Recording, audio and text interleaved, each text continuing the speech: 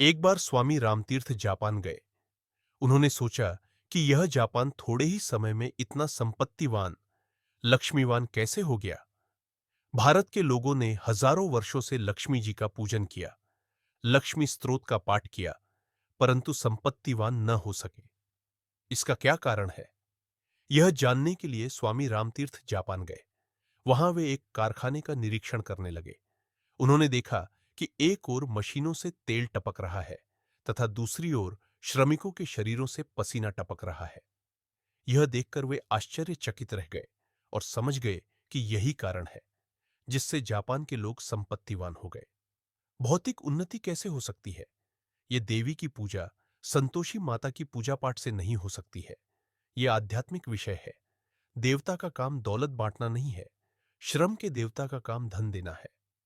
स्वामी रामतीर्थ ने देखा तो यह पाया कि वहां के श्रमिक प्रातः 9 बजे से शाम के 4 बजे तक श्रम करते हैं। बच्चे, पत्नी एवं घर के सभी लोग वहां 6 घंटे अवश्य श्रम करते हैं, जिसके कारण वह देश दौलतमंद है।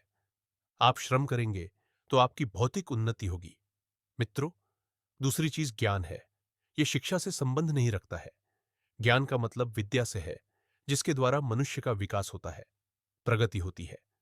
ज्ञान, जिसे आप शिक्षा कहते हैं, इसे हम जानकारी कहते हैं। मित्रों, आप रास्ता बदल दें तो आप भी मालदार बन सकते हैं। अभी आपको श्रम करने का अभ्यास नहीं है, श्रम का तिरस्कार करते हैं।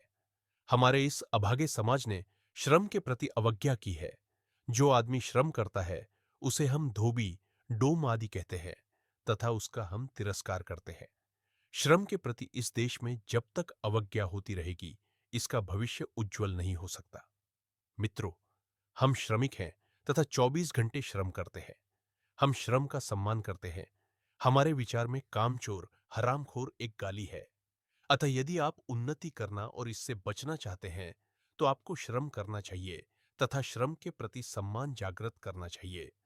हमारा विचार यही है कि भारत के लोग श्रम करें एवं सुखी रहे। आज आप अपनी औलाद को देखें, वह श्रम के अभाव में शराबी, मांसाहारी तथा व्यभिचारी हो गई है।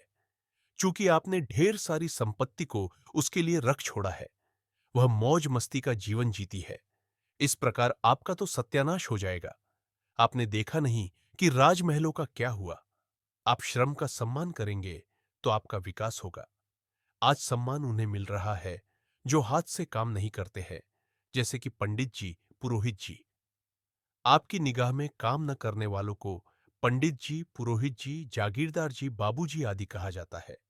यह गलत है। इसमें सुधार की आवश्यकता है। मित्रों, अगर आपको दौलत प्राप्त करनी है, धनवान बनना है, तो हम आपको सही तरीका बतला सकते हैं। आप श्रम की शक्ति को बढ़ाइए। इसे आप तब बढ़ा सकेंगे जब आप श्रम का सम्मान हमारी तरह कर रहे होंगे। हाथ पांव से मशक्कत करके आपने पैसा कमाया है तो आप उसका उपयोग सही ढंग से कर सकते हैं। बाप की कमाई अगर बेटा खा रहा है तो यह अनैतिक कार्य है। यह मांस खाने के बराबर है। वास्तव में वही व्यक्ति सही रूप से खर्च कर सकता है जो श्रम से कमाता है। मित्रों, शारीरिक श्रम से ही आत्मविकास एवं भौतिक प्रगति संभव है। प्रायः लोगों को शिकायत रहती है कि शारीरिक श्रम से हम थक जाते हैं। बेटे, वही व्यक्ति थकता है जो श्रम को बेकार समझकर करता है। खिलाड़ी को कभी थकावट नहीं आती है क्योंकि काम करते समय उसमें उत्साह होता है, इसलिए उसे थकावट नहीं आती। कैदी थकता है परंतु किसान नहीं थकता है।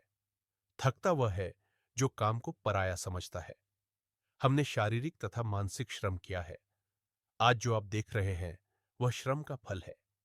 श्रम करने से हमारे भीतर 2 गुना उत्साह पैदा हो गया है।